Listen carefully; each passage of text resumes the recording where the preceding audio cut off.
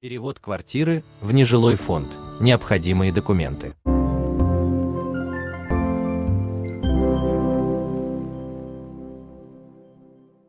Вы когда-нибудь думали о том, чтобы превратить свою квартиру в магазин или кафе, чтобы получить дополнительный доход?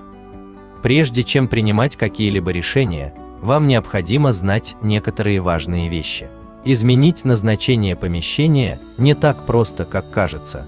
Существуют юридические, финансовые и практические последствия, которые вам необходимо учитывать. В целом, здания и помещения делятся на два типа. Жилой фонд – жилые, где люди живут, и нежилой фонд, где люди работают или занимаются другой деятельностью. Жилые помещения в некоторых случаях можно использовать и для работы, если это не создает проблем для окружающих. Нежилые помещения используются для различных видов деятельности, например, для производства, магазинов или школ. И для каждого типа нежилых или коммерческих помещений существуют определенные правила, которые необходимо соблюдать. Так для офиса они одни, а для кафе или магазина они значительно отличаются. Для того, чтобы согласовать перевод в нежилой фонд, вам могут понадобиться следующие документы. Правоустанавливающий документ. Документ, который доказывает ваше право собственности на квартиру. Это может быть договор купли-продажи или выписка ЕГРН. Согласие собственников. Письменное согласие от других собственников помещения, если они есть. Проект перепланировки. Дорожная карта вашей планировки. Проект должен содержать подробное описание планируемых работ и требований к безопасности. Именно он будет использоваться при выполнении работ, а также при их приемке.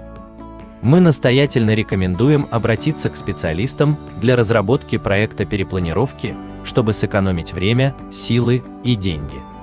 Техническое заключение. Гарантия вашей безопасности. В документе описываются несущие конструкции и рассчитываются нагрузки на несущие конструкции, а также содержится вывод о допустимости и безопасности работ. Акт приемочной комиссии. Ваше подтверждение законности перепланировки и ее соответствия проекту. Оформляется после завершения работ. Технический план. Окончательная фиксация изменений вашего помещения. Этот документ изготавливается кадастровым инженером после осмотра здания. На его основании объект ставят на кадастровый учет с занесением в ЕГРН. Перевод в нежилой фонд несет в себе достаточно широкий выбор опций.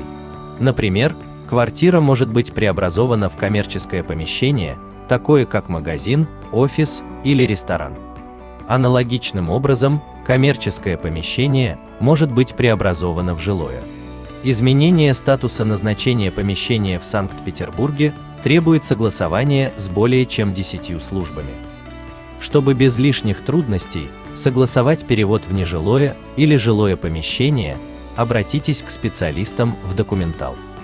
Мы сопроводим вас на каждом этапе, от подготовки и согласования необходимых документов до финальной приемки работ и внесения изменений в реестр ЕГРН.